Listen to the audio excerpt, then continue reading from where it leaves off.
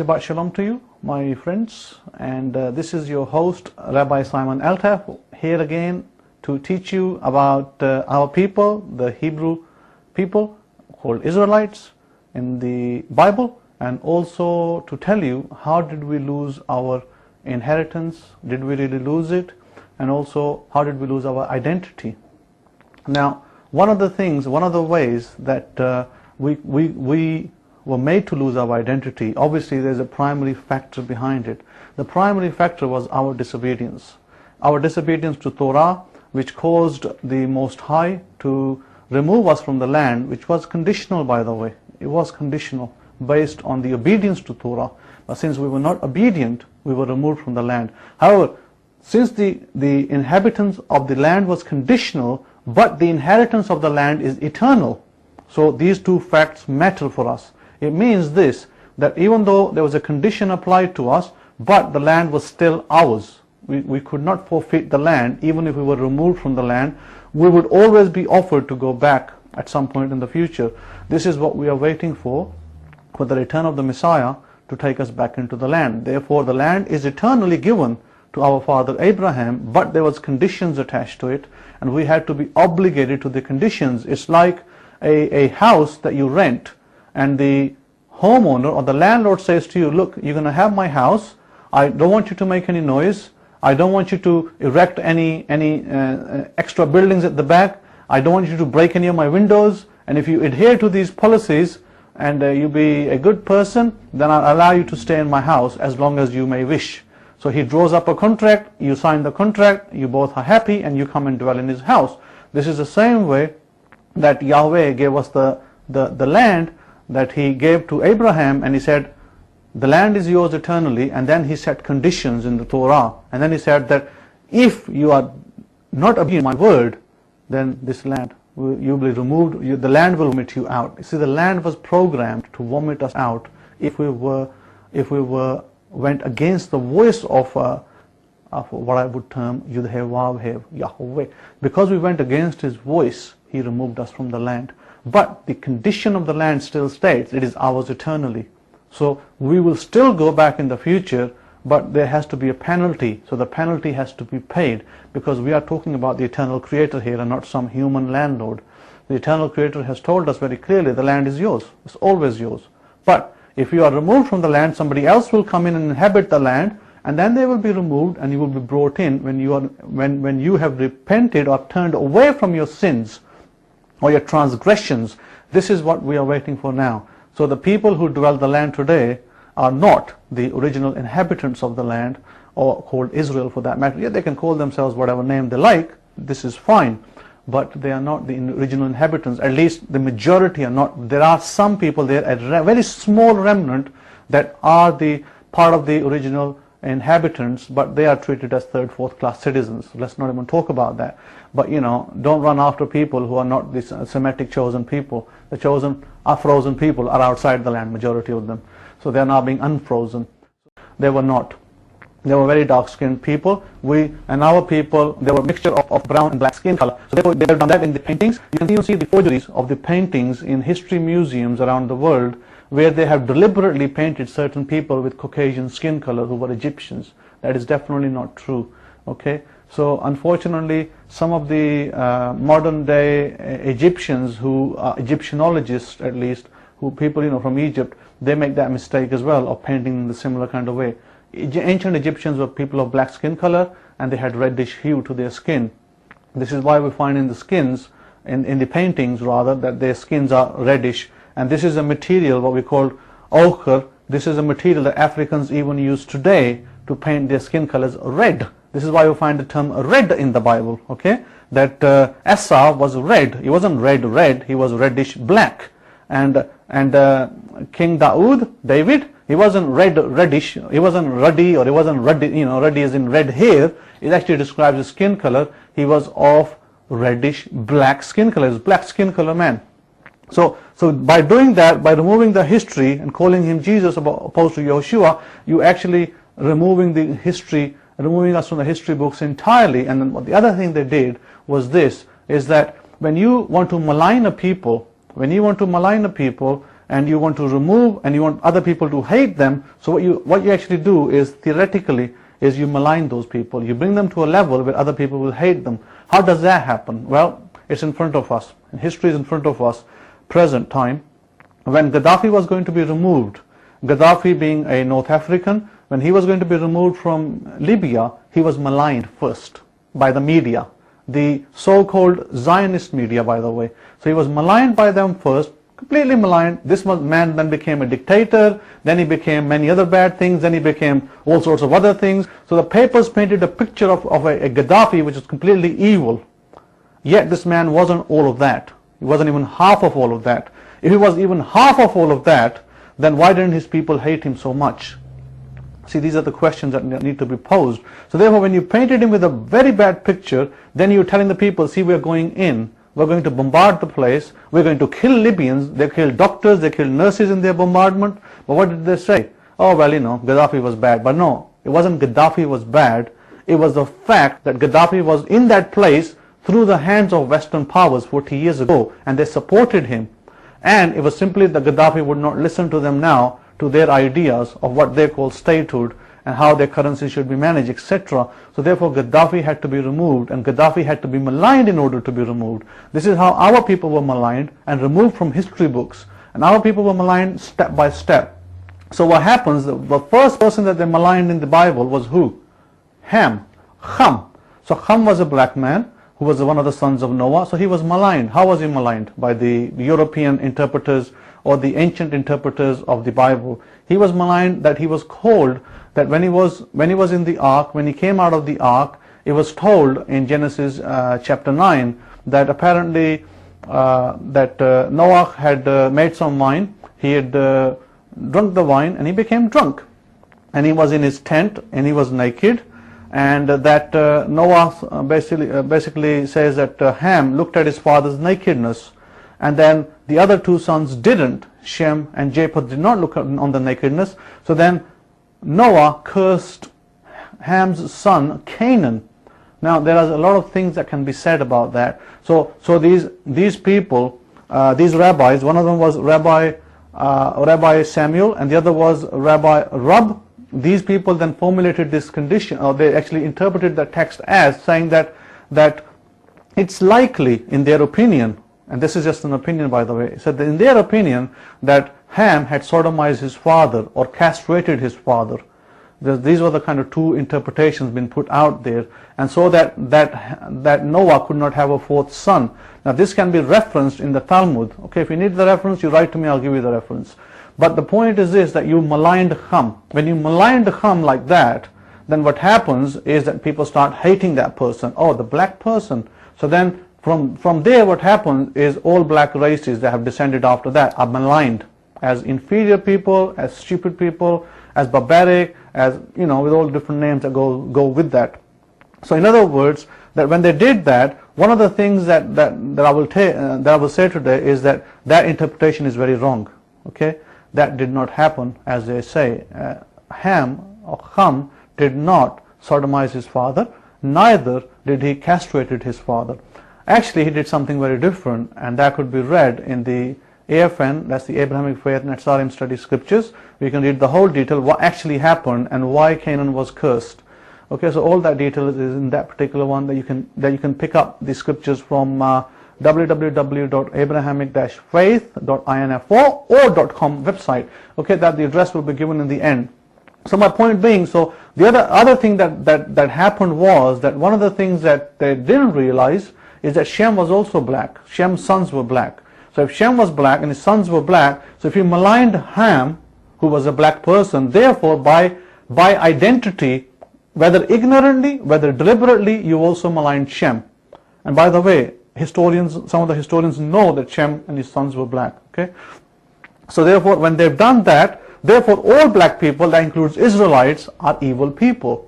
If they're evil people, they can be slowly removed from the history books, because then people who were in Africa, who went there after 70 CE, after the destruction of our second temple, they went to Africa, they ran into the Atlas Mountains in Morocco, and then they ended up in other countries such as Iran and Iraq, even through the slavery and persecution. So, and in as far as India. So you will see that slowly when they became slaves in the 14th, 15th, 16th century or 13th century onwards, when they were brought into the slave trade, that slowly our people were seen identically with the sons of Ham. Our people were not sons of Ham, but they were seen identically with them because they shared the similar skin color and facial features.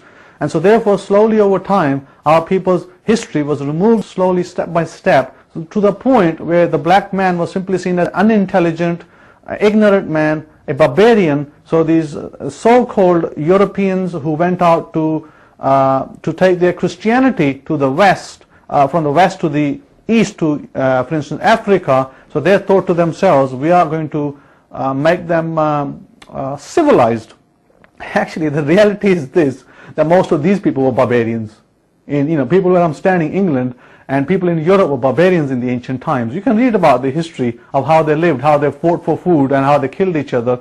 And it was not until the Spanish conquering by the Muslims, by the Moors, who were also black people, many of them were Hebrews, it was not until then that they actually brought some enlightenment to Europe. Europe was living in a backward state. They brought their fancy, the fancy houses, the fancy castles, they brought mathematics, they brought sciences, and none of that is today spoken about because, well, no, supposedly Europe has supposed to have created science or excelled in science. That's not true.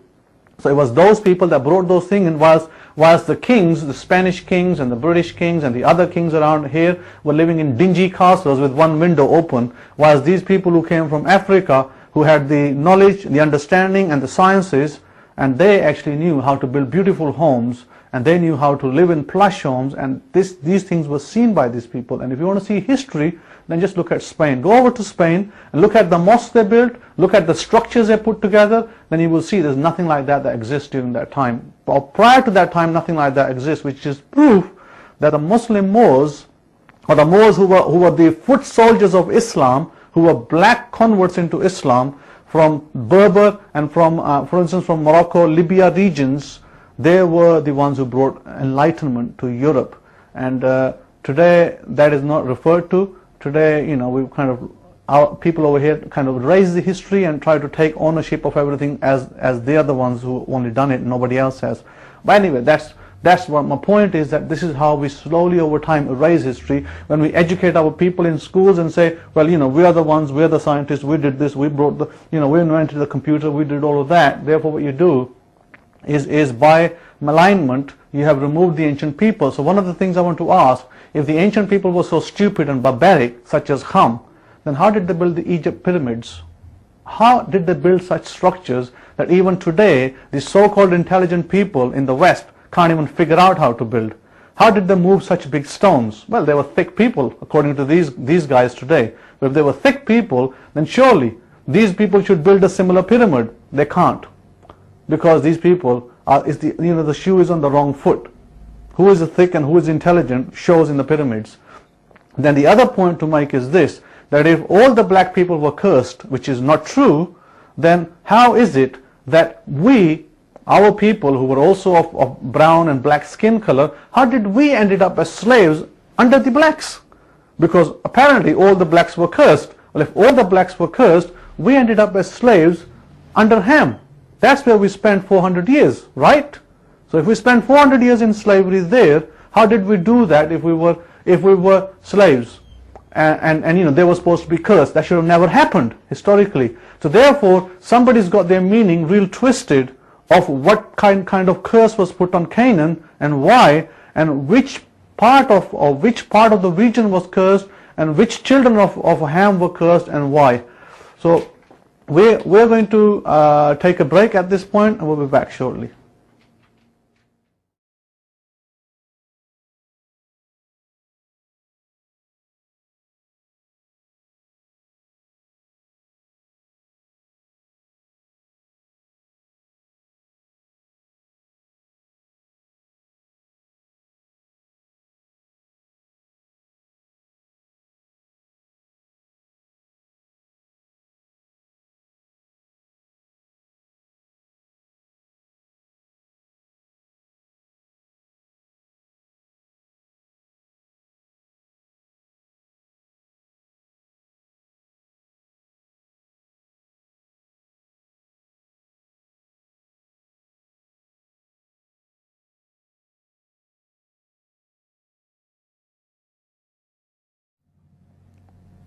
Welcome back.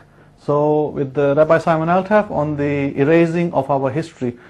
Now, so I was saying that we need to look at, for instance, who was cursed by Noah and what was the curse. So as I'm not going to explain the curse in here because it is a major segment that needs to be dealt with. Or what I'm going to say is this, that not all black people were cursed.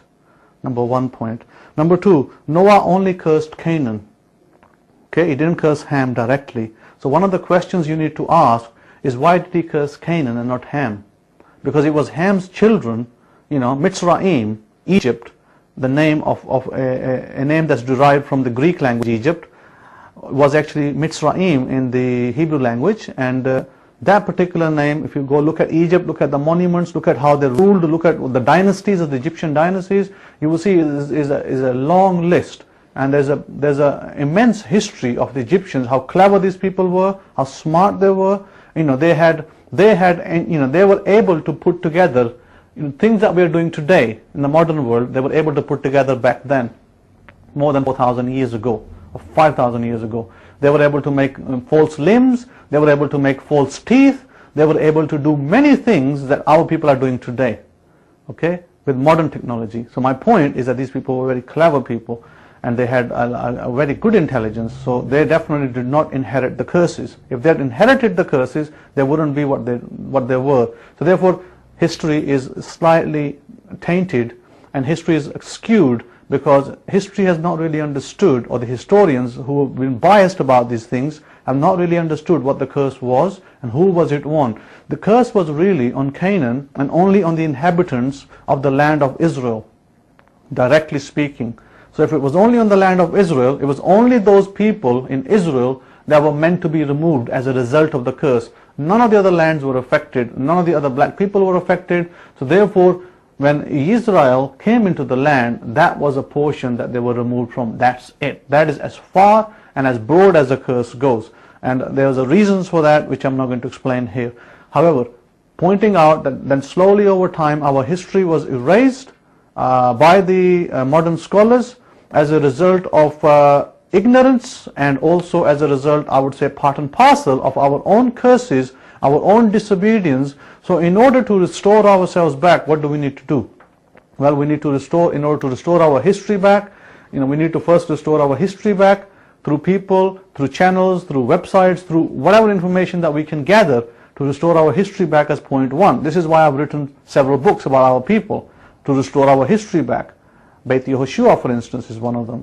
Yehoshua, the Black Messiah, is the second book. Then, there's other books to restore our history back. So point is that we need to have a collective point of information to disseminate, to give to our people, to understand what we really were.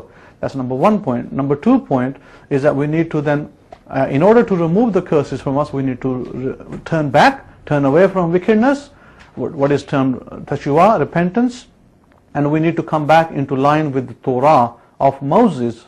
And that Torah of Moses is what will restore us back to Yud He Vav He, and the Melech Yehoshua, what he came for.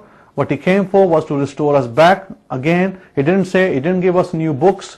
He did not give us new commentaries. He did not give us anything new. Everything was the same, apart from the fact that he had repaired tikkun. He had repaired what was broken, and he allowed us to enter back into the contract termed covenant with the Almighty. So we need to go back to that covenant. We need to go back to Torah. And if you're in a church, then I'm afraid that they're not teaching you Torah. You're in the wrong place. So you need to think, you need to ask yourself the question, are they teaching me Torah? Are they teaching me to do things that the Most High has demanded from us? Because remember what I said earlier, is that our stay in the land of Israel was conditional. So one of the questions I'm going to leave you with is this, that if our land stay in the land was conditional based on Torah, then how can today another people claim to be in the land, claim to be Israelites when they are not? How can they stay in sin and be allowed to live in the land? Has the Most High got two minds, one for one people, another for another people? Or is it because prophetically it was allowed for another people to come in and inhabit our land and to call themselves by our names when they are not those people? You see, that's a question that you need to ask yourself. Is that the Most High does not change. It does not change his mind. He didn't change his mind about our inheritance. He didn't change our mind about our chosen status. That is still the same. But we need to turn back away from evil. If the church is not teaching you that, it's not teaching you Torah, it's not teaching you the annual feast, it's not teaching you the Sabbaths, then I'm afraid that you're in the wrong place. You need to leave. You need to march with your feet. You need to march out and find a place of obedience, of Torah obedience, and the love of the Messiah, the Mashiach. And I can tell you that you'll lots of resources at our website. We teach on Paltalk. Information is on the website. We have sessions held on Paltalk classes, the real Yehoshua and the Torah each week on the Sabbath, each week alternate on the Sabbath. So it's every fortnightly at 5:30 p.m. So therefore, you can learn from there, and you can also learn from. We have a Sabbath fellowship in London. If you're in London, you can welcome to join us fortnightly. I'll leave you to this. In order to restore our history, we need to turn back, and we need to work to restore our history back. They are not going to do it for us. Don't expect the Western nations to restore our history. We need to restore our history, and if we are not going to do it, then no one else is. So the Most High is going to help us and help our people to get back to where we were, but there is a work to be done. So I leave you with this thought, and I leave you today on the Sabbath, and I thank you for listening to your host, Rabbi Simon Altaf. May you be increased in the Most High, Yud He Vav He. Shalom Shalom to you.